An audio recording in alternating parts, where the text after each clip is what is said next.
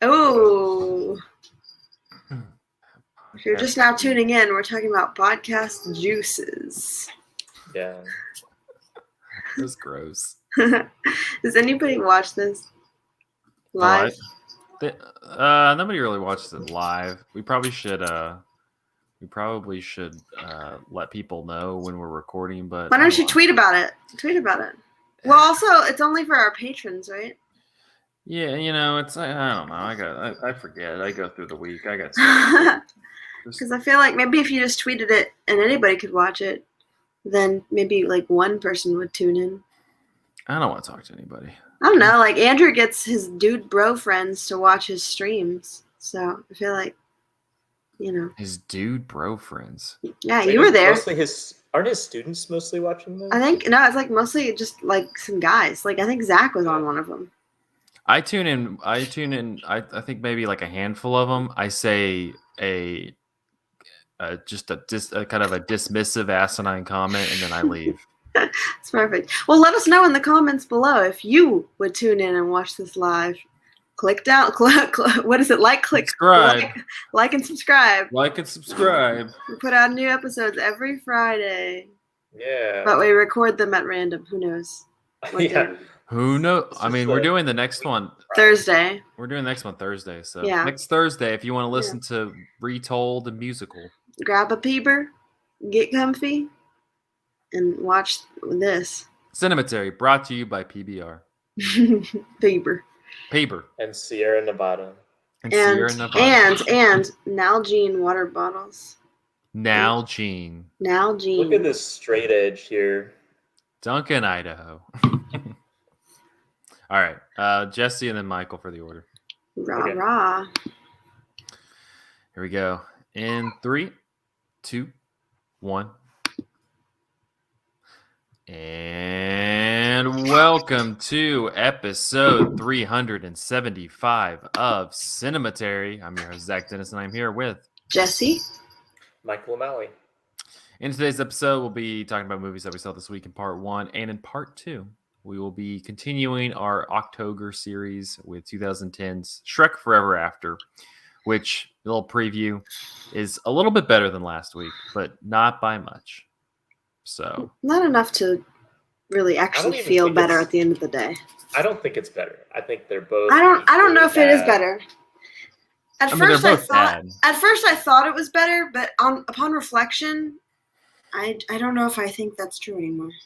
So stay tuned for these riveting opinions about the quality of Shrek relative to. Is it good? No. The end. That's part 2. Yeah, Shrek Forever After. Real quickly, head over to cinematary.com. Our most recent review we have is one from Logan Kinney. He wrote about Cry Macha, the latest Clint Eastwood movie. And then I think Andrew's writing something this coming up week, but he's not here, and I don't know what he was writing about. He is. It's some new movie by the guy who made House. Let me look. It's Labyrinth of Cinema. Is that what it's called? Is that what they're calling it? I saw him log that today, and I wasn't sure what it was. I think Labyrinth of Cinema is an accurate way to describe whatever the hell that movie was. Because I was like sitting in the room for about 30 minutes, and I have no idea what was going on. I think. Why even write a review? There's Jesse's review. That's my review, but I'm lame. Read Andrew's review. It's going to be so good. Well, let's go ahead and jump into movies that we saw this week, and we'll kick it off with the hot new release. What Dune. You doing? What you doing? What you doing? What you doing? I'm not even gonna try to describe this plot because I didn't really know what was going on half the time. There were some people, there were some faces, there was some. Well, it's your classic. One planet has a resource that they use to make their cars go vroom vroom. Yeah. They don't want to give it away because it's important to them culturally. Another planet says, well, sorry, but no, we're going to come take our vroom vroom powder. So then they come over. Things get kind of dicey as it does. I mean, I feel like it's very extremely obviously an allegory for oil. Oh, plus LSD. Big time. And LSD. And it's like if oil was also a cool psychedelic drug. Yeah. I mean, it could be, I guess. That's what Dune is. Don't try it. But it's directed by Denis Villeneuve. It stars Timothée Chalamet. Rebecca Ferguson. It has a bunch of people. Oscar Isaac, Jason Mm-hmm, Momoa, mm-hmm, mm-hmm. Josh Brolin, Javier Bardem, Everybody that you want to look at for Zendaya. like 3 hours, they're in that movie. And also, like, is Zendaya's career just her staring at people? Yeah, that's enough. She doesn't need to do anything else. Or she can. Please She do. should. She should, but I'm also good with that. That's good. That works for me. I mean, she's just kind of like, I'm like, yeah. you're like, okay. I'm like, okay. I don't know. I'm not a big Denis Villeneuve person. He like, this is kind of a perfect thing for him because it seems very humorless, and he's very humorless and kind of drab and gray and boring. And it's also, it feels very much like a half a movie because one, it opens with like Dune Part 1. But it also just ends in like the middle of a fucking scene, and it's just like, oh, we're done now. And so visually, it's very, it's very, it's very stunning in that fashion. Like, it's worth, if you're kind of like, I want to go see a cool movie in a movie theater on like a giant screen, it's worth doing that because I saw it on like the bigger screen at the theater that I went to, and like there's a lot of just the scenery is really striking. I kind of liked all the just like little weird little gadgets and like the ships and like they had like this one guy doing like a DJ thing, and just there's a bunch of just little weird strange details of it that I enjoyed. I'm like, I kind of like that, like a big movie that's multi-million dollars has like all these kind of weird features to it, because like you think of like a lot of the newer Star Wars movies and stuff like that, it's very like it doesn't like try to steer from the path. It's just like, we're going to be more like grungy than really interesting in terms of visual. So I did like that it was very visually interesting, but to me, I kind of feel like I don't have like a firm opinion on it because I'm like, yeah, I feel like I watched half a movie. And so I don't know if I can give an opinion on half a movie. Seemed like you liked it. You gave it like 3.5 stars. Yeah, that's all. I mean, it's really great to look at, but in terms of like the story, it's just like it's half a movie, and you're just like, well, there's probably, what is it? They're gonna make a second one, and then he wants to make like a third one. So I'm just like, that's great, but if this didn't happen, you wouldn't have had, like, it would have been a super, like, honestly, I kind of wish that the second movie didn't happen, because this would have been such a weird way to just end this and be like, this is just like a one-off movie where she just goes, something like, this is just the beginning, and then they start walking and it just cuts and goes, directed by Denis Villeneuve. So but you saw it too, Jesse. What'd you think? Yeah, I really liked it. I think we were talking a little about it after we finished watching it, and me and Cam both kind of compared it in scope, or in kind of like the breadth to like a space version of Lord of the Rings or something. Like, the stories aren't really similar, obviously, but it feels like they really did put a lot of care into it. Like, I feel like, I don't know, I like Star Wars movies too, but sometimes I feel like they're very like snappy, and this is not that. I think it's very kind of slow and meditative. I felt like all of the characters really had an interesting depth to them. Like, you got a good sense of who they were, and kind of an interest and attachment to them too. It also so I would almost compare it to, like, I don't know, Lord of the Rings, or like Game of Thrones, but in space. Like, they have this kind of house system, I guess, where like there's different houses, and I guess those are people, like different ruling classes in different planets, but it's got this like formal fantasy feel to it at times. And it's interesting that you talk about like the technology in the movie, because I felt like the technology was very like understated. Cam made the statement, like when we were talking about it, that it almost feels like the world is very lived in. Like, they're not ever trying to show off a technology, like a gadget, and be like, look at this cool lightsaber I have. Not that there's anything wrong with that, because I like Star Wars movies, but anytime they kind of pull something out, they're just sort of understated the way they'll just kind of get something and use it, and like not really seem like they were marking on it. Like, this is just their world, and this is just a normal thing. So there's some kind of this feeling of authenticity, like everybody was really I don't know, really enmeshed in the world, and I think that's really brought out too with the visuals of the movie. I mean, a lot of people I think were making fun of it when screenshots and stuff were coming out of it. You just see a lot of desert and sand, but something about the setting of the movie just felt very, very sprawling and immersive. Like, when you're in his home, there's this very comfortable quality to his home, or when you're in the desert, you feel this like sense of like, oh man, like I'm stuck in this big, huge, open, dangerous space. I don't know, something about it just really felt, to me, that was very effective and captivating, just to see how sprawling the set was. I thought that the acting and just the depth of each one of the characters was really well done too, and I liked the story. I was worried because I feel like I had heard a lot of different things about the Dune series. I've never read the books. I was worried that it would be hard to keep up with, but I really didn't have a hard time keeping up with the story too. So, I mean, it would have been a lot easier if there were subtitles, because I feel like I could have gotten some names together, particularly Duncan, Idaho. Oh, I got that one. I kept thinking I was hearing somebody say Idaho, but then like, no, surely not. Duncan, Idaho. I was like, nobody's named Idaho in space, but no, there is a guy named Duncan, Idaho, played by Jason Momoa. I'd be, but it wasn't like too complicated to. I don't know, but I agree. It definitely feels a lot like Game of Thrones, also in that like, when you finish it, you're sort of like, "Boy, I have so many questions, and there's so much more I need to see here." Well, there's a lot of those scenes where there's a lot of we're doing this scene to like set up a bunch of stuff and explain like this is why these people are the way that, like there's a lot of like they're talking a lot, there's a lot of the scenes with especially Oscar Isaac. Oscar Isaac is there to like explain a lot of exposition to us. And I'm the kind of person who like, I'm not good at recalling or remembering names when I'm watching something. Like if I've remembered somebody's name in a series, it's rare.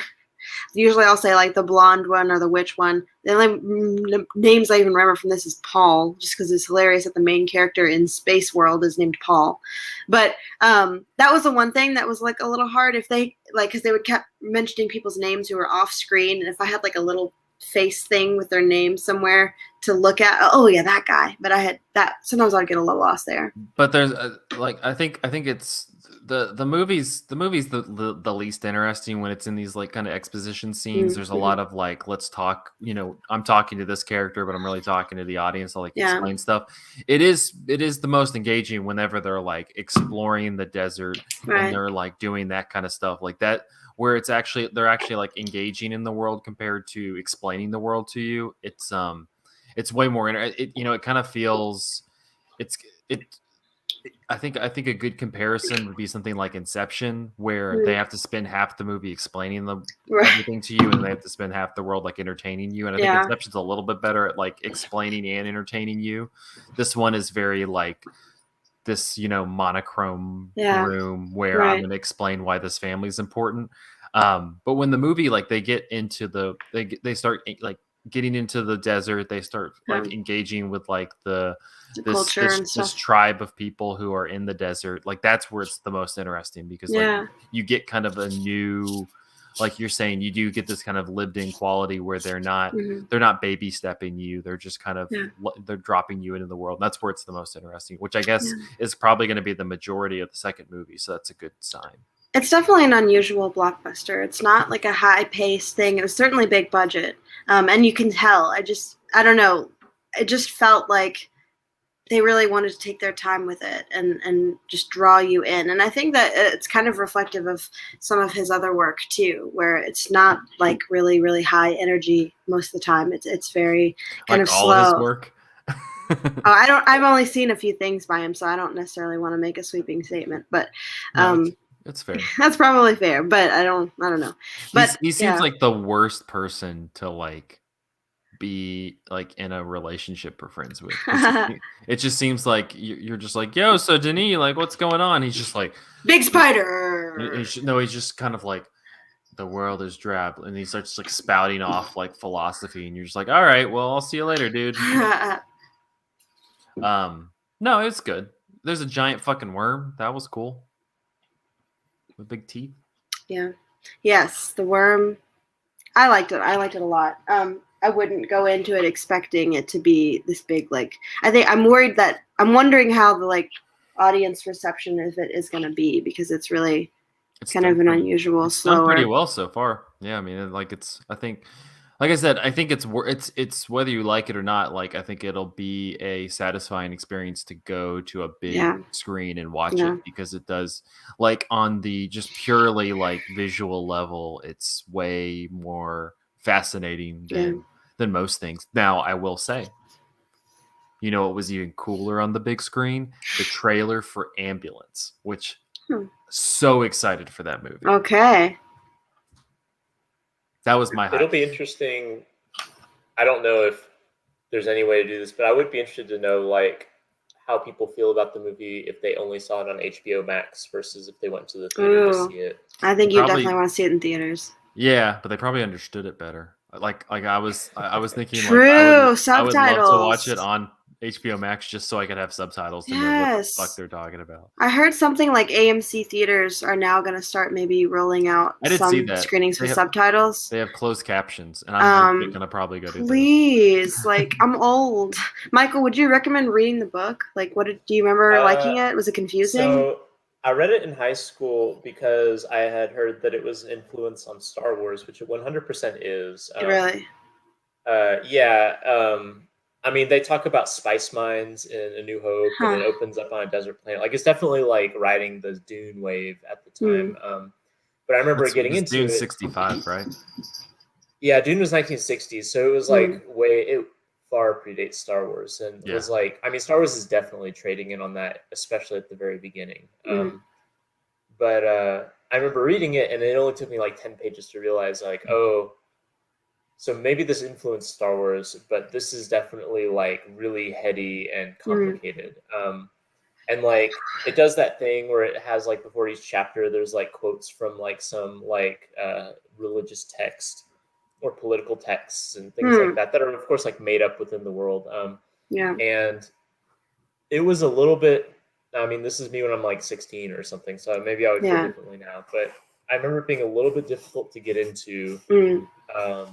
But once you kind of get past the barrier, it's really cool. Maybe the opposite reading experience compared to like Lord of the Rings, which to me always is like the very beginning of Lord of the Rings is super accessible, and then you slowly get more and more bogged down in detail. Once he's got you in there. Right. Whereas this is you're just thrown in with all the detail, and you slowly are kind of like sorting it out in your head until by the end it like all makes sense. And so I mean, if you're into that sort of reading experience, like it's definitely good, and it's like ideas wise is like really interesting. I haven't seen the movie, but one thing that I'm told that the movie doesn't have as much of is that kind of like psychedelic element, because the book can be really like wildly psychedelic at times. There's just some really strange stuff that happens as they describe like what happens when people like take the spice and things like that. Which that might be more in the second one, but yeah, I mean that's the other issue you run into with Denis Villeneuve is like he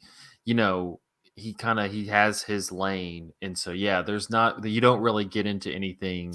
There's a couple moments. There's one where he's like Paul is having like dreams.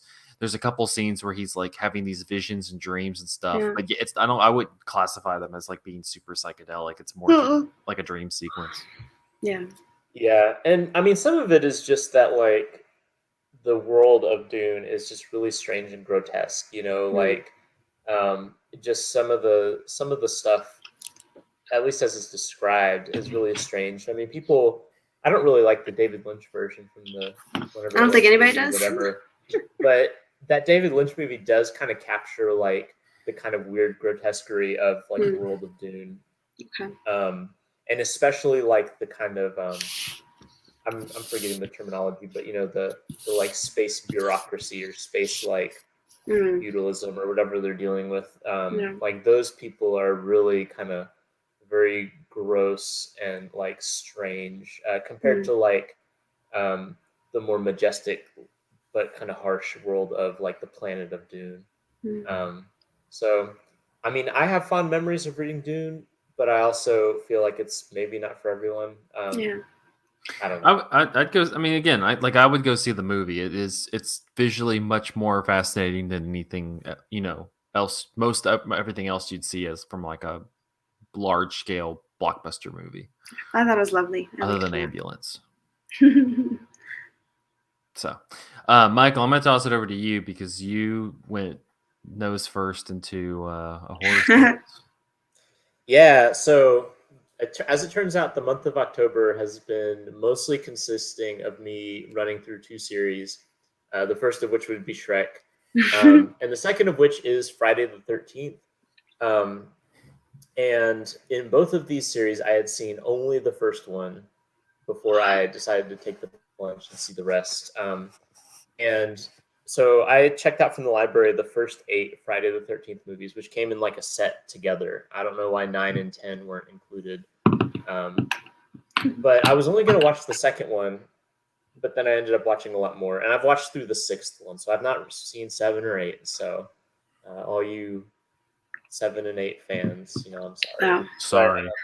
But, my history with Friday the 13th is I saw the first one like probably 6 or 7 years ago for the first time, and I thought, well, that wasn't very good, and then I promptly like moved on. But then and so you thought eventually, 6 years later, you know what? I'm ready for more.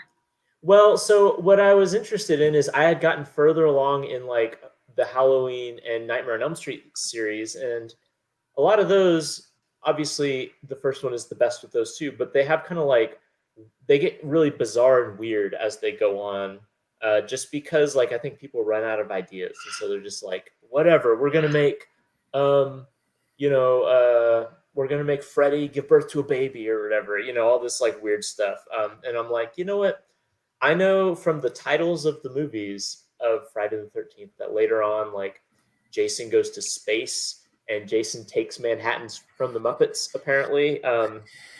And so I'm like, it seems like later on down the line, these movies get kind of kooky. And so I'm interested in getting to that point. Right. And so I'm like, I'll just dip my toe back in. I'll watch the second one. I watched the second one, and the second one was better than the first one. It's basically like a retread of the first one.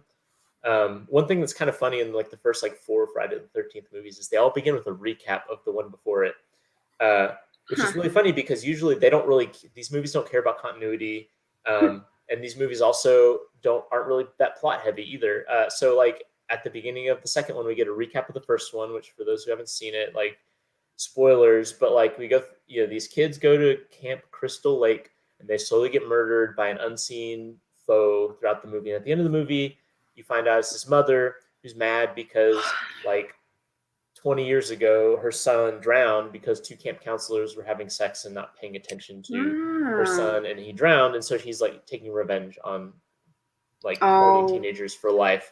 Teenage horniness is not a crime. It is for it is for her. Mrs. Voorhees. And so like they kill her, they decapitate her, in fact, at the end of the first movie. And you see all this in like a recap at the beginning of the second movie. But then the second movie has Jason alive for some reason. Like it makes no sense. So like this is sort of like the recurring motif in these movies, which is that they do a recap and they draw on like what happens in the other ones, but they also like consciously like don't follow the plot either. So it doesn't really make sense. But the second one was like a more professional version of the first one. So the first one is just like this like grindhouse, like cheapy movie that like I didn't feel like had a lot going for it. And this one is sort of that, but just a lot more competently done. And then the third one is bad. And I was like, you know what? Maybe I won't watch through this whole series because I'm starting to think that these don't get a lot better. And so I'm like, I'm just going to watch the fourth one, which was initially planned to be the final Friday the 13th. And it's called The Final Nightmare, I think. No. Sorry, that's let me look up the titles of these because they're all super generic titles. It's actually the name of the Shrek movie we're talking about. So The Final Nightmare. So Friday the 13th 4 was called The Final Chapter. I'm like, you know what? I'm just going to watch the fourth one. It's called The Final Chapter. I'll just pretend it is the final chapter, and then like I'll have wrapped the series. And then I watched the fourth one, and it's actually good. It's like not just good for Friday the 13th, but it's good. It's like really strange. Like, for example, like there's just this like recurring motif of like people getting thrown out of windows through the glass. Like this happens like a dozen times in the movie. There's also this really long runner where this like stoner finds like a reel, like a reel of film that turns out to be a silent era porno. And so he's spending like 20 minutes of the movie just watching the silent era porno, just like getting stoned out of his mind while his friends are being killed by Jason. And there's just like all sorts of weird stuff. Crispin Glover is in it as this dude who is really insecure about his sexual performance. And so his like whole thing is, I'm going to have sex with women and then ask them really awkwardly like how it was. And then he also does this really bizarre dance in the middle of the movie. And it's just like full of these really weird stuff. And it's not like kooky, like Jason Goes to Space. Right. It's just really interesting characters and fun and also really, really gruesome. Like these movies get increasingly gruesome as they go on. And like usually the premise is like these teenagers are irritating as shit. And so you get to see them die in horrible ways. And this movie really leans into that. And it was fun. So I'm like, oh, great. Just when I thought I was out, I got pulled back in. Oh, man. And so I'm like, I guess I'm watching number 5. And so I put in number 5. And number 5 is terrible. Like, it is by far the worst in the movie. Like, it is, like, nothing happens. For some reason, it is set in, like a camp for people with, like, mental disabilities, which, like, I know I just got through saying how fun it was watching irritating teens get killed, but, like, it really kills the vibe when there are people who are, like, suffering from mental like disabilities or disorders.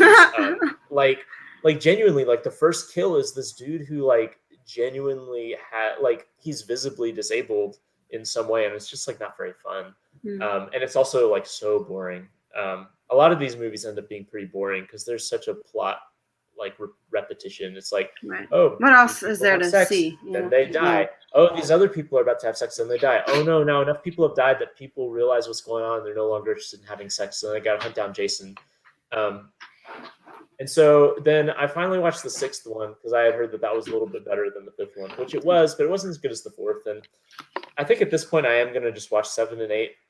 Just to finish might as well. Box set. I might as well. I really wanted to get to the one where Jason goes to space, though. No, I'll watch that with you. I haven't gotten to that yet. I want to see it. And some of these are like have really funny stuff in them, like unintentionally funny and sometimes intentionally funny. So like the 6th one opens like Jason has been cremated in the 5th one, like burned to death. But for some reason in the 6th one he's buried, and so this dude who's having like PTSD from the 5th one. Like is gonna like I gotta dig up this corpse just to confront it face to face, and this will solve my PTSD. And this is like how the movie opens, and it's like a lightning storm. So they start digging, and they dig him up, and they open him up, and it's just like this rotting corpse with like maggots all over it. And it's really gross. And they're like, "All right, we've seen him. Now we can go." And then they're leaving, and this bolt of lightning shoots down from the sky and zaps Jason, and he comes back alive. Like, and the movies are just full of stuff like that, where it's just like this really bizarre stuff that's like. Most of the time it's too boring to be camp, but every once in a while it will just like get exquisitely campy. And it's like really fun when that happens. So I don't know. I don't feel like this is a series that I would recommend people just rush out to see. But if you're willing to just like kind of like slowly plug away at the series to uncover the little like gems inside, because there are some gems, maybe not even entire movies of gems except for the 4th one. But there are some gems. Like I guess I don't know. Sometimes it's fun, like just watching a series where eventually people just gave up trying to make it serious, and they just like were. That's kind of like what That's kind of like what the Chucky franchise ended up doing. But most of those, when they stopped being serious, they actually got better. So. Yeah, this one, I don't know. It's just kind of interesting. Also, what's really interesting is Jason doesn't get a hockey mask until the 3rd movie. And I just think it's incredible that like the hockey mask is completely owned by Jason now in the popular consciousness. Like you see a hockey mask and you think serial killer, like you don't think hockey. No. But it takes him 3 movies to put it on. What does he do in the 2nd movie? He's got a bag over his head. And then in the 1st movie, he's not even in it. So, like, I think it's, like, really incredible, like, how influential these movies were, not just on movies themselves, which they were. Like, I mean, this is, like, one of the foundational slasher film, like, franchises. But also, just in the culture at large, like, even, like, the dreadful, like, later entries, like, number 3, had enough cultural sway to completely change, like, the connotations of a hockey mask. Yeah. And I think that the series is kind of fascinating because of that. It's not good at all, but somehow people were sticking around. Like people just loved that oh, we're gonna see people have sex and then get stabbed. And so, yeah, I don't know. This is not a ringing endorsement, but it's like an interesting franchise to think about as you kind of trudge your way through it. Well, so yeah, Friday the 13th. You don't have to watch all 8, but you can maybe watch some of them. Yeah, and honestly, if you just want to pick and choose which ones you watch, like I said, there's like the montages of like previously on Friday the 13th. So like I think that goes through the 4th one. It's funny. So if you wanted to just start in number 4, which is the good one, it'll tell you what happened in all the other ones, and then immediately disrupt that continuity. So you said was it 4 or 5 was the best? Number 4 is definitely the best, but be careful because number 5 is definitely the worst. So just tread lightly. And then sometime Jason goes to hell, apparently. And then another time he goes to Manhattan, and another time he goes to space. And so I'm really looking forward to eventually hitting those. But are you sure that hell isn't just Manhattan? It is to me. These are 2 separate films, so is it? Hard to say. But. What if you had to make somebody else watch one of the series that you've watched, either Friday the 13th or Shrek? What would you make them watch? Shrek 1 and 2 are probably better than any of the Friday the 13th movies, except maybe the 4th one is maybe as good as Shrek 2, which I wasn't as high on Shrek 2 as you guys were, but I think that ultimately there is nothing in the Friday the 13th series that is as bad as Shrek 3 or 4. So you think that Friday the 13th 5? Friday the 13th 5 was not even as bad than as Shrek 3 or 4. Wow. Yep, 100%.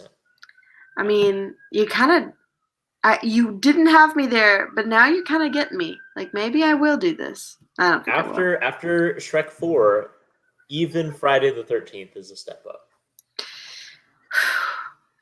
Part 2 is going to be real fun. Yeah.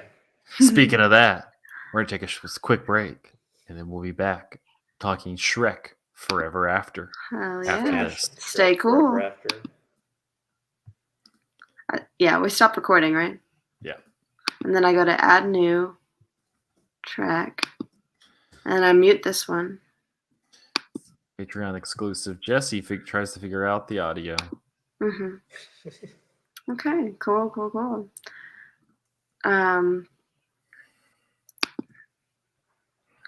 Well, I'll be right back. Okay. What is happening with the lighting situation in Jesse's room that like she single-handedly is making it pitch black? I don't know. I literally signed on. It looked like she was on an interview with Charlie Rose. I was like, what's going on here? Hope not. That dude's apparently a creep. Yeah. Oh. Did you see the Michael, did you see the trailer, the little teaser for the Henry Selick movie with Key and Peele? No, I didn't realize that was out.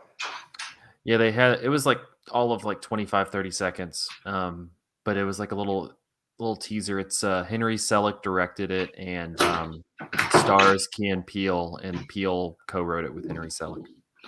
Is this his first movie since Coraline? Yeah. Wow. But it's gonna be on Netflix. That's such a weird career. He has, because like you think of like how much people love Nightmare Before Christmas. It's kind of rude because like everybody gives the credit for that to Tim Burton instead of him.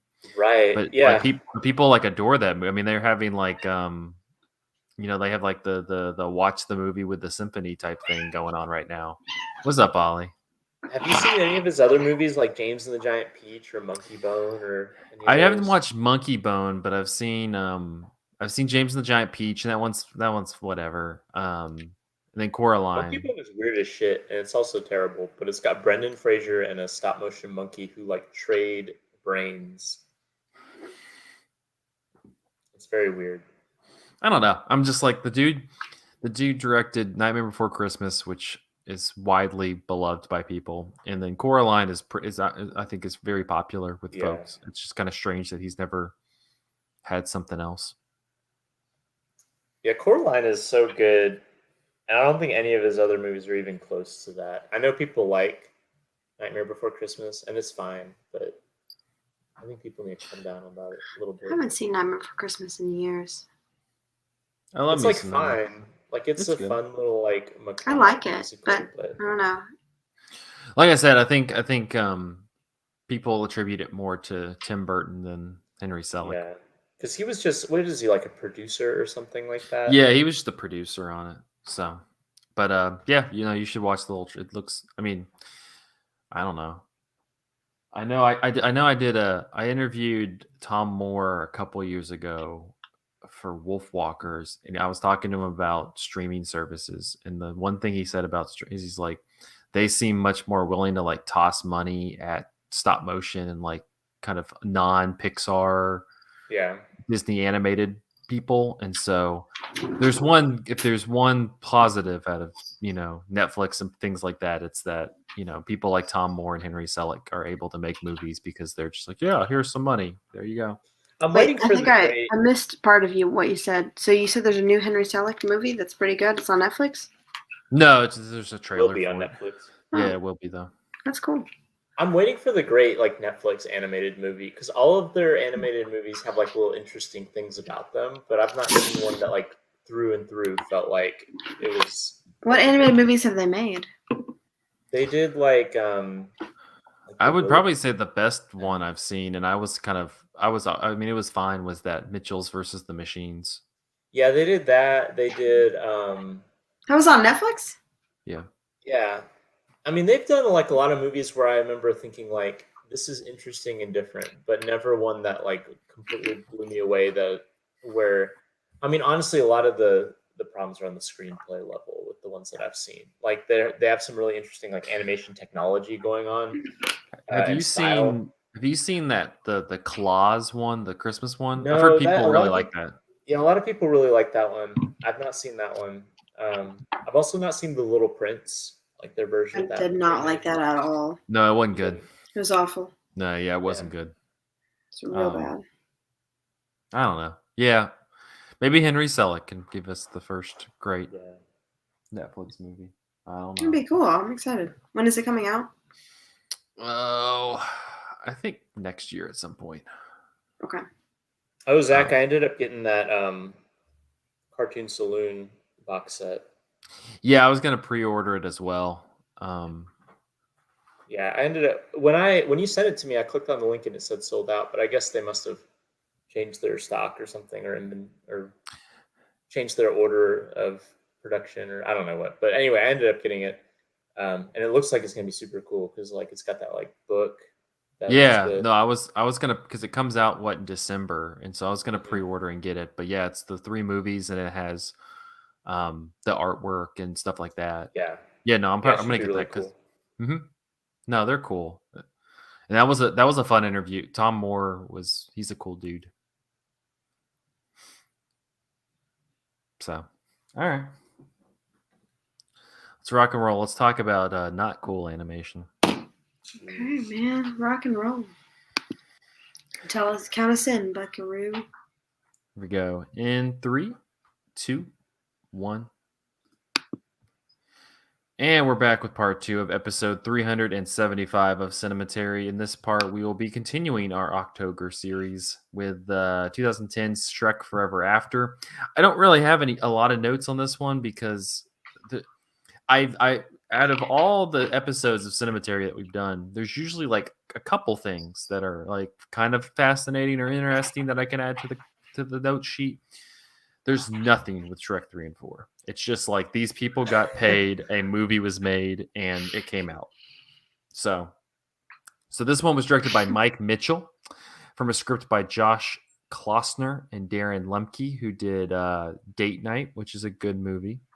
But which is a relatively entertaining movie, but I don't know if that translates to Shrek. Film stars the same people we've been talking about for a month now, along with Walt Dorn, John Hamm, and Craig Robinson. Long settled into married life and fully domesticated, Shrek begins to long for the days when he felt like a real ogre.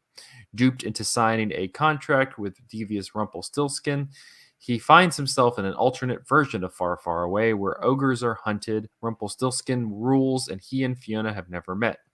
Shrek must find a way out of the contract to restore his world and reclaim his true love. So in October 2007, Jeffrey Katzenberg announced a title for the fourth film, which was Shrek Goes Forth, explaining that, quote, Shrek goes out into the world, comma, forth. Oh, yeah, he goes forth, yeah. He does that in every movie. Yeah. What'd you say, Michael? He does that in every movie. That's like literally the plot of the first one is he goes forth from his swamp. That's true. In May 2009, however, DreamWorks Animation retitled the film Shrek Forever After, indicating more dramatic. It would be the last in the Shrek series. Thank God. In November 2009, Bill Damaski, head of creative production at DreamWorks Animation, confirmed with, quote, all that was loved about Shrek in the first film is brought to the final film. And I think they've been talking about making a fifth movie, but that has not really come to fruition. Let it die. Take it out of its misery. Yeah. In 2010, the New York Times said, Eddie Murphy's toothless, shifty-eyed donkey who distills the series' attitude of cheerful, curdled hipness in his eternal upbeat cheekiness. He is a creation to rival Peter Pan. I don't know what they were talking about there. I just added that because that was such a strange fucking pull quote that Rotten Tomatoes definitely has. They show his teeth all the time. Whatever. Washington Post in 2010 said, after a disappointing third outing, this Shrek brings the cycle of fairy tale themed films to a fine finish. In 2010, Variety says, whether or not Shrek has outlived his usefulness as a profit center, it's clear that time and technology have passed him by. Oh. On that note, let's talk about Shrek Forever After. Man. Speaking of time and technology, the way this looks, though newer and technically more, I don't know, computer advanced, it looks so bad. Like just within the first minute of it, looking at it, I'm like, I hate the way this looks. I hate the way Shrek looks. He's like fucking me up looking at this guy. Donkey, I did kind of like Donkey's little like rustled hair because it's like Donkey, but he's in this like rough and tough world where you kind of got to see his hair. I felt like that was intentional, not like just because they're. But he's like that before he goes into the like alternate dimension. Like it's just like they can render it in more detail, and it looks just so weird. Like it's like kind of how I felt about in Toy Story 4. Like we're so used to these characters who are made of plastic, and then by the time they get to Toy Story 4, there's like really realistic reflections and lighting on like their textures and stuff, and it feels a little bit unsettling. It's like not the uncanny valley. It's like something reverse where we're used to seeing these characters look unrealistic. Yeah. And now they look so much more realistic. They don't look bad if we had like met them at this stage, but like because we got used to them like kind of looking a little doughier and plasticier, the transition into higher def and higher like rendering it's not good. Is disturbing a little bit. So not good. Sorry, I knew that you had feelings about that because I also had feelings about that. But Zach, you probably had some cool thing we were going to start with discussing with or something. No, I was gonna start it with Michael because you haven't been with us for a few episodes, so I'm just curious what you made of the last few Shreks and then I guess this one. My feelings on the Shrek franchise after having seen them all is that one is really interesting and cool, as I talked about a few weeks ago, and then 2 is just fine. Then 3 and 4 are terrible, like so terrible, and I don't remember who pitched our Oct-ogre series, but I definitely you. Was it me? I was about to say I definitely egged it on. Was it really? And I definitely egged it on and apparently suggested it. And at the time, I thought it was a fantastic idea. At the time, my thought was, this will be really interesting to see how like a series that at one point was so hip and like ahead of the curve and like kind of tearing down the like establishment of like what then was like the dominant form of animation, which was like the really sincere like Disney style family film. What would it look like for that as that became the norm? Like how the Shrek franchise adjusts to like it's sort of like snarky, like semi-satirical tone, becoming essentially like what all animated movies became in the 2000s.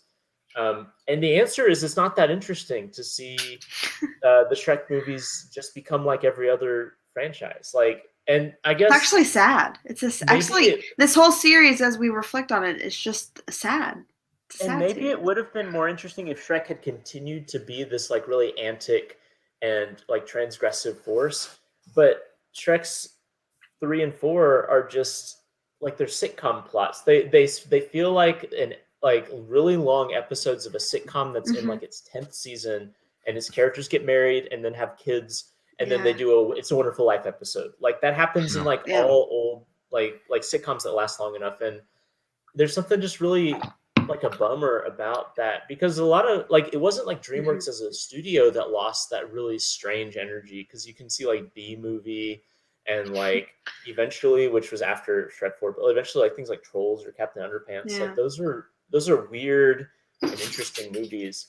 But the Shrek movies just completely lose any sign of life. Like they just become like complete autopilot. I don't even know, is number 4 supposed to be a comedy at all? Like it like well, who like this. It's like who the thing I was thinking about is like who is this? We talked about this a little bit last week, but it's like who is this for? Because it's like you go and like the parents are just kind of like, well, I don't want to watch this. Like I want to watch something at least gross and stupid that like the kid will be entertained with. But how is my kid going to be entertained with watching Shrek being upset with domestic life? You know? Also, we had this arc in the first or the third movie where Shrek was like, I'm not sure if I'm ready for parenthood. I can't do his accent, but he said that was a direct quote too. So yeah, the baby is like pooping and stuff. He doesn't like that, and then at the end of the third, it's like, oh, I guess being a parent is great after all. Despite having nothing in the third to build up to that moment, and then the fourth, he starts off being tired of being a parent, like. And he's like back to square one or square three, and not wanting to be a parent again. And he goes through that same existential crisis of, I want to be free. I want to live my own life. I don't want to be tied down by domestic life and domestic responsibilities like kids. And like, I don't know like why the movies think that we care about Shrek's domestic life, but I don't. Like, I just don't care. I said this on Letterboxd, and maybe this isn't true of everyone, but like the Shrek franchise does not set itself up for you to care about the emotional stakes of its characters. Like it opens with you like, or like maybe for like 1 or 2 instances, like you want Shrek and Fiona to get married. That's about how emotionally invested you are. I don't know if I want anybody to get married, but yeah. But yeah, like at the very basic level, like most of Shrek involves like just kind of having a kind of snide disdain for like the sincere stakes of like a traditional family film, and is very cynical about that. And so I'm locked into that groove, and no matter what the series does, it can't make me care about these characters. Like it's kind of sweet at times, like that Fiona and Shrek are happy together, but like it's never sweet enough that I need entire plots that hinge not on comedy or satire on any level, but on, I want to see this family get back together. Like this family that I've never been invested in. This family that like, honestly, like there's like 5 minutes of the kids at the end of Shrek 3. Like, why do I care if those kids disappear and Shrek's life turns to crap? Yeah, like, they suck. Those kids suck. I don't care about those kids. Those kids are really, they're irritating. They have no personality. They have no real bearing on like the Shrek universe that we care about. They're ugly. Like, I hate looking at them. They are. Gosh, they suck. They're really gross. Although I'll give it to Shrek 4. That's Shrek 3's fault for the kids being ugly. It's like the same looking kids. They just had to inherit those kids. Yeah. They talk though. Well, and it I think one thing you also hit on is I think what What's great about the first two is it's constantly kind of giving the finger to Disney and like the Disney like plot beats and like what you expect out of a fairy tale quote unquote movie under the Disney banner. And like the third and fourth movie completely ditched not only like poking fun at that, but also just kind of like Turned there's into it. there's just and there's no like satirical bent to it at all. It's just kind of Yeah. like you're describing. I think the description of it being like a sitcom plot is fair because it just feels like something where you can feel like that nobody has an idea for this, but they have to make a movie. Um, and like I know, I think last week we were asking, well, why would they even make this movie? And it's like, well, I mean, I don't blame Mike Myers and Eddie Murphy and Cameron Diaz. Like they were getting giant ass paychecks to do this, do 15 hours This, of yeah. work. Yeah, So this I mean, movie I made would do that if I could. $750 million. Yeah, and so like they make money, but it's just like in terms of like the out like you can do that. Like I think that's what was great about the first two is that like you could do that, but also make like an interesting movie. And like there's just something so like euthanized about about the third and fourth movie to the point that like it's just not even it's not even entertaining. It's just kind of like by the I think there's so many points in Shrek 4 where it's just kind of like I kind of just let it run and I was doing other stuff. Oh my I was god. like whatever. I think there's definitely, and maybe the Shrek franchise kind of had this going too when it was like new and being made. There's this like phenomena of like franchise loyalty. Like a franchise will make like one or two like kind of interesting movies, and by then you like it enough that you keep seeing them even when they end up definitely not being that good, but you're like, well, I've already seen the other ones, like I might as well, it's out in theaters, like that's kind of It honestly sounds for like me and me. Friday the 13th. Yeah, Might yeah. as well. Might as Might as well, well. or like I'm trying to think. I don't know, like the Twilight movies when they came out. Like I might have liked the first one when I was in high school, but I ended up watching the entire series. Like even though at a certain point I realized this is just not even that good. I just don't even really like this. But I've already watched like the first ones. I've read the books. Like I might as well, And I wonder Might if as that's kind of well. what happened with Shrek 2, like or with Shrek 3 and 4. People were like, wow, was that even good? I can't remember. Maybe. I remember liking the first one a lot. I guess I should just go ahead and see this one too. Yeah, well, I think also like there was you have kind of like that built-in like parents with kids like go and just kind of toss something on.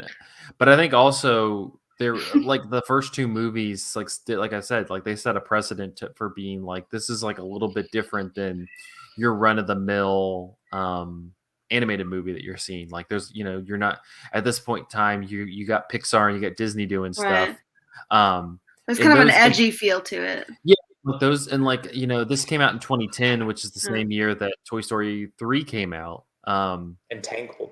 Entangled. So like you're getting into Tangled is probably the beginning of where people are starting to get re-interested into the Disney animation because they start doing Mm, Tangled and Frozen and those types of things. yeah.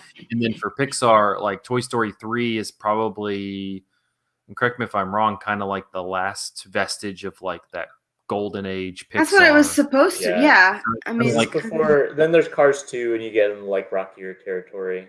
yeah, but like Shrek, not that it was better or necessarily better or worse than those, but it's like it was something that was drastically different than Right. even the Pixar. Like again, like I like those Pixar movies, but it was like different. Like there was something kind of like that's why we talked about it in the first episode, but that's why the imperfect animation was great because there was just something like obtuse and like uncanny and just kind of yeah. like grotesque about Shrek that was like very endearing compared to, you think of just how like digitally perfect, the Pixar Yeah. movies are.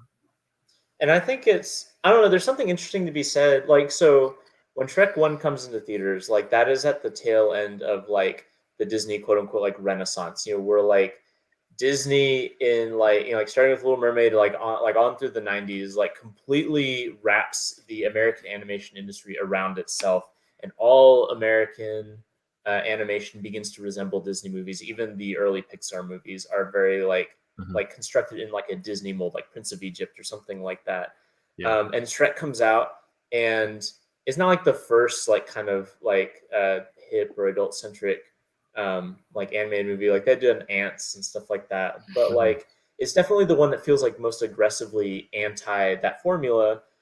And then around the same time, Disney really like starts faltering commercially and like artistically as well. And like that whole 2000s era is like essentially like movies like Shrek become a lot more popular. Like DreamWorks, like commercially, like is far outpacing Disney, and even like the Pixar movies, while they're not as irreverent as Shrek, there is like a sort of Shrek feel to some of the movies in the sense of, oh, here's a setting and here's a surprisingly humorous twist on that setting.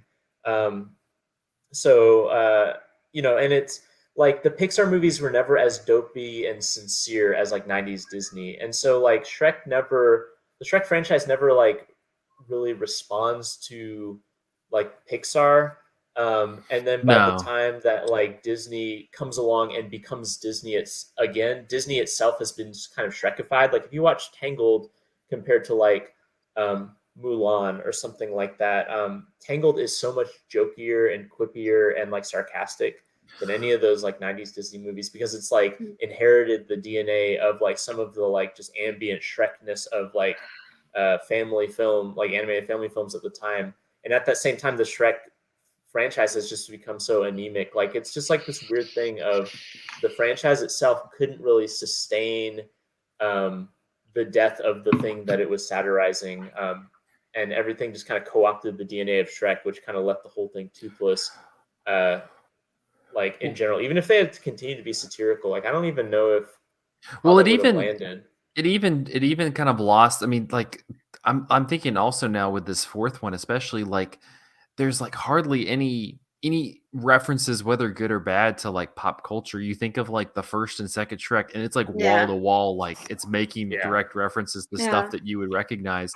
And like that's what's so weird about Shrek Forever After is it's like to your point, Michael, it's like referencing itself, because it's like all like the whole movie is built on like playing off the previous movies, that you just kind of go, well, this doesn't work at all, because like the whole infrastructure of Shrek was, making these quips and making these references to pop culture moments and other movies and other TV shows and stuff that people knew, and now it's just like referencing in on itself, and it's weird.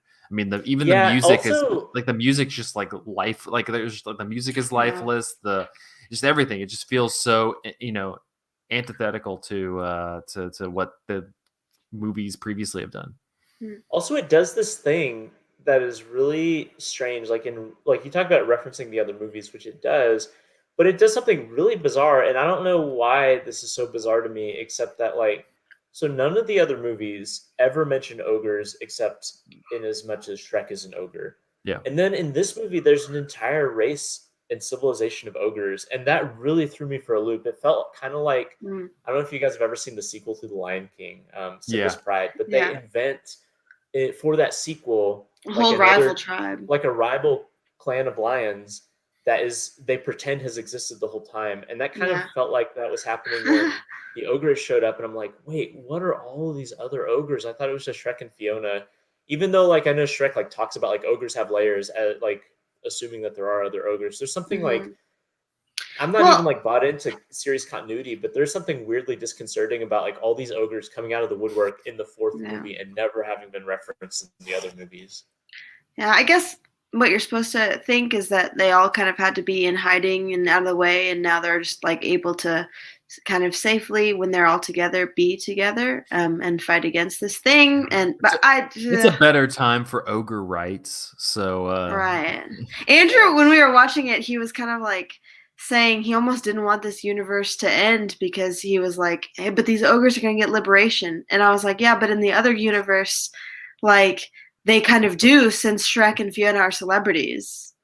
Yeah, he was Shrek gets like respectability politics into like rights.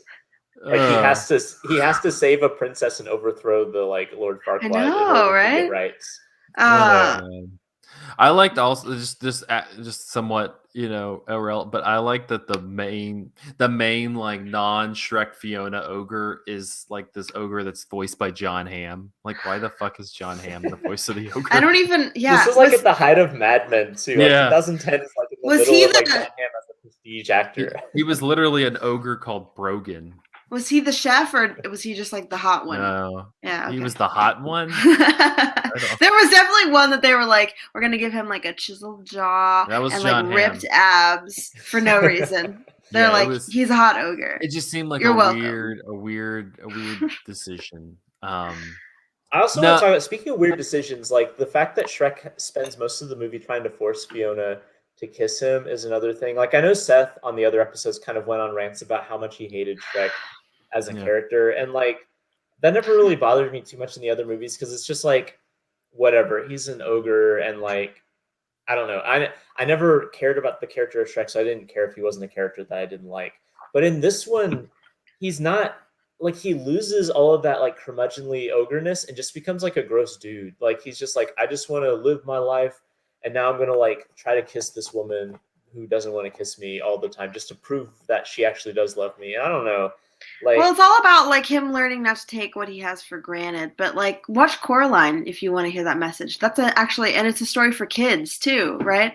Like, this is a story that for some reason is all about like adult ennui and like existential crises. And but like, if an adult sits and watches this movie, they're gonna be like, "Wow, what the fuck am I doing with my life? Why am I watching this movie?" That's kind of the old joke about like a bunch of like quote unquote family movies, is that they're about dads learning to love their families, right? Instead of being about the kids that the movie is ostensibly marketed toward. And like, I never felt that was true of the other Shrek movies, but this is definitely like one of those types of movies where the arc of the movie has nothing to do with children or things that children would find interesting. It has to do with like dads reconciling with their families, which is I don't know, maybe says something about the screenwriters of Hollywood's family or something. Maybe. Well, like you think about like the beginning, not the like the little prologue thing with Rumpelstiltskin, like the beginning of this movie where like you have the whole montage of like Shrek waking up in the morning and like dealing with the kids all day, and like you have like that whole monotony montage, and then he goes to literally like a fairy tale Chuck E. Cheese for this birthday party. Like what is any of this is like a kid going, oh my gosh, this is so much fun. God. Like just the beginning, like I was watching the beginning of this movie and just like this is so deeply the boring. first 10 minutes were awful. They're just exhausting. And then the subsequent 80 minutes are awful too. Yeah. But I feel like the first like 5 or 10 minutes in particular are just like painfully like, God, this movie's terrible. Well, it's just more just like, guys, like you need to like this is a kids movie, and usually, so you think of like the first Shrek, you have like the whole fairy tale thing, and then you have All Star. I mean, you can't go down from there. Then in Shrek 2, you have like the whole like fake out with Prince Charming. But like you don't have like any like engaging, like adventurous, like thrilling little lead in. It's literally like Rumpelstiltskin trying to get Fiona's parents to sign this thing, and then Shrek is a domesticated dad. I'm like, none of this is entertaining if I'm a child. Oh no. And can I just say too, I'm sure you guys agree. I'm not even going to be surprised. But Rumpelstiltskin is like very much the worst villain, I think, in the whole franchise. I think he's just obnoxious. Every time he was on screen, every time he was speaking, I hated looking at him. I hated hearing his stupid voice. I didn't care about his life. He's the least interesting villain and the most annoying of the whole franchise, and maybe ever. That's fair. Because like the other ones, Prince Charming is like we talked about last week. That's kind of fun. Like he's fine. Yeah. But like Lord Farquaad is probably one of the best characters in the entire fantastic. series. Yeah. And then Lord Farquaad is amazing. And then Fairy Godmother is pretty entertaining as well. Like both of them are like honestly, the first 2 movies are great because the villain characters are so much more entertaining than the like hero characters. Like I wanted Lord Farquaad to win. He's the best. Man, can I just say too? Oh, go ahead, Michael. I was just gonna say maybe that's part of the problem with like my feelings about Shrek as a character in this one is like finally there is no villain to like distract me away from the void that is Shrek as a character. And you know, I'm just now only looking at Shrek and realizing, wow, I guess Seth was right. This guy does suck. Yeah. That's the motto. Seth was right. Seth was right. I want to say too, like this might have been a problem in the second one, but I feel like it wasn't. I'm starting to get them all very much like blurred together in one long, just spill of a mess of a franchise. But in the third and fourth one, I feel like they spend a lot more time with these characters that I also find especially annoying, which are Pinocchio and the cookie and the pigs. I The like. I gingerbread don't. man, you mean? Yes, the cookie. I greatly dislike those characters, and I think they're the weakest part of the second movie because I just don't give a shit about them. I love Donkey. I love wolf? Shrek. I love the wolf. Who gives a fuck about the wolf? They're like, not interesting characters. Everything they say sounds annoying. I like the mice. Who cares? Well, they're barely no, in I it. see what you mean, They Jesse, are, because sad. they're like the characters as they're introduced are just bits, right? Like the gingerbread man Right. exists for the like, do you know the Right. Muffin Man scene? Yes. Like Great scene. in its entirety, and like, yeah, anytime that you're asked to like be entertained by them that go outside of like The I don't know, like the core four, right? yeah, the core four, because like those were just joke characters that were introduced, and they were popular because the jokes were funny. But now they're existing without jokes, except that Pinocchio's nose will grow at least once an episode. Oh, and he wears a thong. Episode thing, and You won't let and then that like go. I That don't was 2 even know what movies the ago. Gingerbread Man's thing is anymore. Like he gets baked. Like I don't know. Like those characters have lost any semblance of like what like their purpose, and their purpose of being there now is just because they liked them in the first movie. We're gonna bring them. Did we? Did we? Back. Did we like them in the first movie? I thought it was funny, like when Pinocchio's like, "I'm not a puppet, I'm a real boy," and his nose grew. Like that's like a funny joke in the first one, and it's a funny joke when it's like a funny scene when Lord Farquaad's like, "Do you know the Muffin Man?" The Muffin Man. The Muffin Man. Like that's all funny, but again, like these characters have been brought back. It's like the entire franchise, which is that it like these movies increasingly presume that what we enjoy about the franchise is the signifiers of the franchise rather than like the function of the franchise, which initially the function of the franchise was to like entertain and poke fun at these like tropes, and eventually that just goes away, but we're still but the people are like, hey, you like Shrek, right? Well, here's Shrek again. And we're like, but what about the jokes? And like, but you like Shrek, right? Here's Shrek again.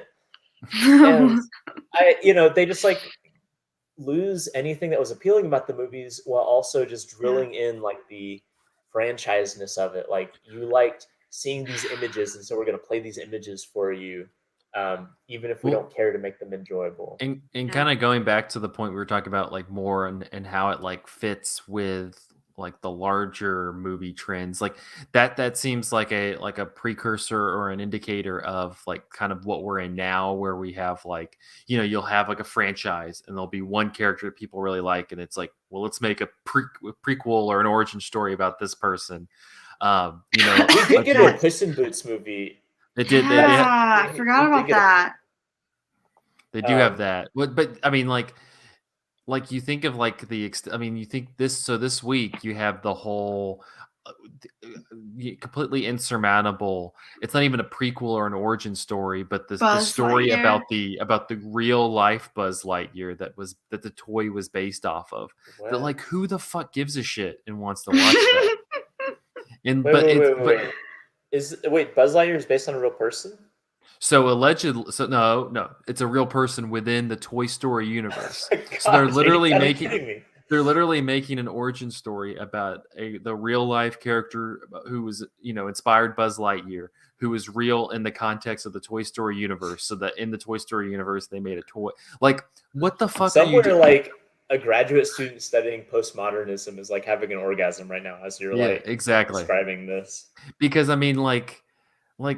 I don't know, like, but this is kind of a much more tame version of it, and like, I mean, they do have like a Puss in Boots spinoff, but for the most part, it's like what they're gleaning from like people's enjoyment of these movies is, oh, like they want more gingerbread, they want more Pinocchio, they want more, like, and again, like they're not understanding like that what was effective was the basic functions, not the specific characters. Yeah, and I think like, I mean, the Shrek franchise follows like what a lot of sequel franchises do, like the Jaws movies or like whatever, like any franchise where it quickly uh ceases to be enjoyable, where you just get these characters and concepts run into the ground and devoid of any of the life that was in the first one.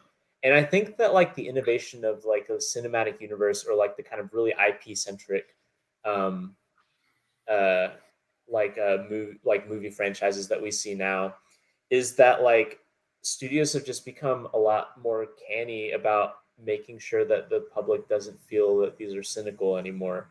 Like, um, like there's like like I remember these Shrek movies coming out, and I remember no one really being that excited about the third or fourth one. They like went and saw them, but they weren't like things that had a lot of hype surrounding them. And like increase, like that's also true of like in Friday the 13th movies, or like if you look at like Jaws, or like any of these, like the franchise itself seems to become self-aware of its growing like irrelevance. Um, and with something like the Marvel movies, or maybe these Star Wars movies, is that like the machine around these movies drums up so much hype and self-importance that it like more successfully makes people buy into these things rather than allowing people to be cynical about them. Like you can see like Shrek Forever After, like the fact that we don't put numbers after movies anymore. I think that that's like a symbol of like a cannier sequel factory, because they don't want people to think about how many of these they've made. They want people to think that this new one is an important entry into this tapestry of the franchise, rather than a linear thing in which a franchise loses steam over time. Well, And oh, go ahead, Zach. No, I think that also speaks to like a broader franchise point, because you think about like other like franchises, like I think Star Wars is a good example, because it's one that, the original trilogy is what it is, and then Lucas does the kind of the prequel trilogy, which people have very strong feelings about, but at least is something trying to be kind of different from what the original was. And then you have the newer one that's all trying to recapture the original without adding anything, interesting or new about it. But you think about like what's successful franchises and how they operate. It's again improve, like kind of like tweaking and improving the function of it. You think about like the Bond franchise. The Bond franchise is constantly kind of reinventing itself. You look at like the Roger Moore Bonds compared to the Pierce Brosnan Bonds compared to the Daniel Craig Bonds, which completely have tried to do like this self-contained thing, but they're always influenced by the Daniel Craig Bonds are very influenced by like the Jason Bourne movies and stuff like that. And then you look at something like the Mission Impossible movies; those ones keep going on and keep being successful because they're constantly kind of adding new voices to it. Even though Tom Cruise is constantly there, they're also a franchise that's like built like taking from what's popular at the moment. They're watching the John Wick movies, they're seeing the Jason Bourne movies, and they're going, this is what's popular, so let's take that to kind of like build on our franchise. And like again, to the point that we've made about the Shrek franchises, it was successful for the first two, but then as it kind of went on, it just kind of like went down the road. It never was going, well, what's popular now that we can kind of grasp and bring over. It was just kind of staying the way it was. And whenever you kind of have like that stagnant, like this is what it is, it just doesn't go anywhere. Yeah, I almost wonder if this is maybe giving these movies more credit than it is, but I almost wonder if that these movies becoming no longer satirical is in a way adopting some of the forms of like the movies around them, just without any of the like expertise. Because as much as I just said earlier that like the Pixar movies or the later Disney movies really adopted the Shrek like quippiness and kind of jokiness about it, like the reason why a lot of people connect to Pixar movies, for instance, is that the characters have stakes to them and that there's like emotion, like real emotions. And I wonder if like in a certain way, like this, like these final things were like, well, being just this like hyper referential zany film is played out, and we're gonna try to uh, shift gears into something in which the characters themselves will be an audience draw, and it just is a complete fail because it sucks. Maybe that's Yeah. giving the movies more like thoughtful credit than it is, but like No, I think you're right though, because you think about how again, like this is it, like these are happening in the golden age of like Pixar movies, and people like really, I mean, people still hold Pixar to that degree, even though I think it's been off it for a while. You think about like how people um kind of go into a lot of the Disney animated movies now, and it's kind of the same way where like you have to kind of have this um there is like this kind of like genuine they want like people like it seems now like a lot of them have like these kind of genuine plots. You think of something like Luca for Pixar, which is a fun movie, but it also it's not it's just kind of working on a different wavelength than something like Shrek, which is very like I said is very it has its own contained world, but it's also working with you because it's referencing all these other outside things that you know. And I think Disney has now like shifted into keeping because it's all keeping it in the Disney like sphere as it's doing with most things that there's just not room for something like Shrek, which is based on high referential humor and things like that. I almost wonder. I mean, we've talked about this before, but a movie like the Lego Movie at the time when it came out seemed to have done like something similar to what Shrek did initially, which was that Mm-hmm. it was in some ways like a send up of like the kind of hyper like IP driven um, like franchise film. Yeah. And then over time, that movie has lost its teeth because one, it's an ongoing series in which that kind of send up became less relevant to what it was like the series was interested in. But two, just like the film landscape has changed and such that like this just doesn't feel that like prescient or interesting anymore. And um, I like Shrek. I think never meaningfully makes the shift into like making fun of like what like the new thing. Like every franchise that is a satire struggles to readjust to whatever new paradigm comes out, and I think that that's definitely true with the Shrek films. Is that there's like they don't really understand where to go if with like any either satire or characters, and then it just ends up being just dreadful. Well, and not to be like, everybody's dumb, but that's not it. But it's like you think of like the references in the Lego movie compared to Shrek. When Shrek makes like, a reference to like Indiana Jones or something, you don't, it's not like Shrek is wearing like an Indiana Jones costume to signal that that's what he's referencing. He'll just kind of do something, he'll grab the thing from the rock going down like Indiana Jones does. And from the action and the way it's shot that that's what he's referencing. In the Lego movie, when they say Batman, literally Batman walks out because that's how Right. that's how references work now, where, because IP is so sandwiched on each other that we just, rather than making something clever, it's just no, Batman will walk, like what Well, I that's like I almost haven't part I of the haven't joke in the Lego. That's almost part of the joke in the Lego movie is that like this idea that like the entire spectrum of like what Lego has collaborated with is on the table, and so like you're just playing along with like random characters, and then like oh, there's Batman, and then they just kind of move on. There's Superman, and like at first it's kind of a fun joke in the sense of just how trivialized like IP is in that movie, where you know it's like it reminds me of the early goings in the first Shrek movie, where a lot of Disney signifiers show up simply to be kind of like made mundane or like a mockery of themselves. Um, but I think that like the Lego franchise, like the Shrek franchise, like struggled to figure out like, okay, once we have this single like kind of joke or satirical edge, like how do we do that with the evolving landscape? Which for the Lego movie was the evolving landscape was these cannier and cannier like um, uh, like uh, like brand managements to the point where we get like the seemingly perpetual motion machine of the Marvel movies, and it's like there is nothing like you can't satire the Marvel movies for being like trivially using IP because the Marvel movies have made that their like made that their appeal. Um, and I think that the Shrek movies in the same way, like there's just like as they go on, they just can't adjust to like any new paradigm, and therefore like the joke ceases to be relevant, but they also can't figure out how to make a new joke, and so you're just left with this like mealy mouth like garbage, honestly. Yeah. Sorry, Jessy. Wow. Yeah, you guys talk smart, you know?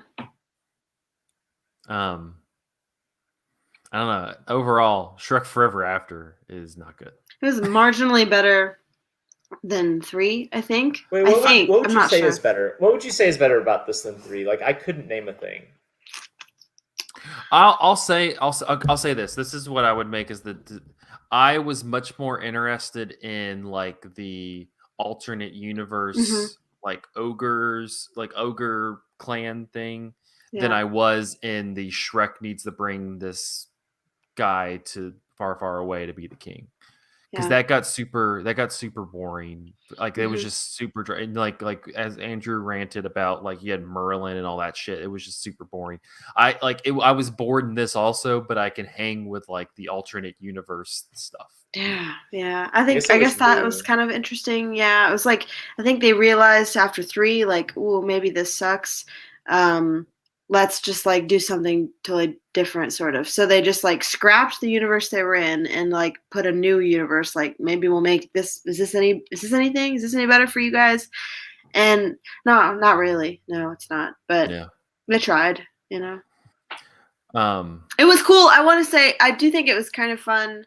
I guess, as much as we've been complaining about the characters and not caring about these characters, I think it was kind of fun to see like Donkey anew in this new universe. Like that character was kind of fun, where he wasn't really like the Donkey we know and love.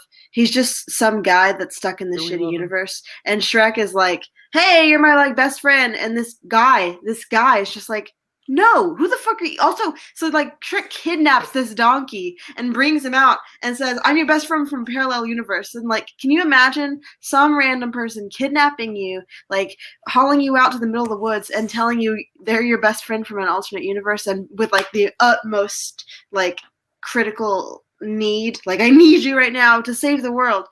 Like that's so bonkers if you think about it from Donkey's perspective. So just seeing that was like kind of funny to me. And that's just pretty much it. That's pretty much it, I think. I would have liked this movie better from another person's perspective, because from Shrek's perspective, it justifies Shrek's behavior, because you're like, okay, he can force these characters into the things that he wants because he knows that ultimately he's gonna be able to rescue them from the alternate universe or rescue himself. You know, and the same thing with like trying to kiss Fiona. Like the movie is structured in a way that justifies that behavior because we're in Shrek's perspective, where he knows if I can just get her to kiss me, then we can fix this problem. Right. And I think that like in my head, it would be much funnier and or just more interesting to see this character bumbling around who thinks that he can fix everything, even though what he's doing is completely nonsensical within the rules of honestly the world. Scary. Like, can you imagine if this guy just shows up out of nowhere and you're like a female celebrity and he just keeps following you around, insisting that you kiss him because you're his true love from another universe? Like, it's not just up. A female celebrity, but a female like insurgent, where you like have a secret base and everything. Like, I feel like you would like, immediately assume that they're CIA or something. This is kind of like bad messaging, honestly. Yeah, it's really gross. Like, I don't know, the whole scene, like there's a really long sequence in which he keeps trying to get her to kiss him. And that whole sequence is like, it just wasn't fun. Like, I don't know. I think well, real quickly, the one scene I hated more than anything, like I absolutely despised it, was when the Pied Piper came and they were all dancing. Oh my god! Why did they need to do that? Well, it just felt like it was one, like people are taking that for like gifs and memes and stuff like that. But at the same time, like it was just strange. Like I was like, what the hell am I watching right now? All these ogres like twirling around. Can't stop. They won't stop. Also, I'd like Wookiee to think fever. that the older Shrek movies would have gotten the really easy joke out of that, which is to make him play a Jethro Tull song. But no, he doesn't play a Jethro Tull song. Anyway, my point that I was gonna the one thing that I think is funny about Shrek is not or Shrek Forever After is not actually in the movie. It's the tagline, which is "It ain't ogre till it's ogre," which I liked a lot actually. But it ain't otherwise, I don't think I like anything in this movie. Oh no, my favorite part of the movie, I was telling Jesse, was the kid who said, "Do the roar, do the roar," because I just liked his voice. It's awful. Okay. It was. I would lose my mind too if I was Shrek and some kid was talking to me like that. Do the roar. Well, that will wrap up this episode of Cinematary as we hopefully get out of the worst of the Shrek. Do you have regrets, Zach, about Oct-ogre? No, it was fine. I like honestly, I genuinely really enjoy the first two movies. They're fantastic. Yeah. I think I need another decade or so before I'm ready to revisit them, honestly. Yeah, I'm not gonna watch them for a while. It hurts my heart, honestly. What? I think next week should be fun. Retold is. Yeah, I have seen that. It's fun, but I don't think I'm not on the episode anymore, and I'm kind of relieved. Like I'm so glad to be done. Yeah, I feel bad now that I've been reminded that I was the one who signed up for this, or who I was like number one pitch for the series. I didn't pitch it, but I was like, yes! I don't know if there were definitely naysayers. I'm not sure if I'm ready to say the naysayers were right, because the first two are worth discussing. But the naysayers were certainly right about 3 and 4, which I don't know. I mean, we have talked like almost 50 minutes about 4, but I don't know that we needed to have talked 50 minutes. I know, it's surprising, honestly. No, it's like last week. We could sit here and name movies that we haven't talked about on this podcast, but we've done Shrek Forever After. So, all right. Well, that will wrap up this episode of Cinematary. You can find us on Facebook at facebook.com/Cinematary, on Twitter and Instagram at handle @Cinematary, and on Letterboxd at letterboxd.com/Cinematary, where we post all the movies that we talked about in this episode. Thank you to our patrons, patreon.com/Cinematary. Thank you to Cam, Chad Newsom, Christina Daughtry, Corey Willingham, Harry Eskin, Candace Sisson, Ron Hayes, Tyler Chandler, and Whitney Rio Ross. Thank you so much for your patronage. Next week, like we said, we're going to be doing 2 Shrek adjacent movies that are kind of broken off from the main franchise. And that is Shrek Retold, which is a collection of animated scenes to remake the first movie, and then the Shrek musical, which was on Broadway for a while, that is on Netflix, I believe. That is just like a video. So I'm not sure what to make of the musical. I'm kind of excited about the Retold. I think that'll be something. It's really special. I think it's gonna be cool. But yeah, highly recommend. But yeah, and until then, thank you for listening. We'll see you next week. Stay cool. It ain't ogre until it's over. It ain't ogre yet. There's still one more episode. Yeah. You have to watch it again. I'm so sorry for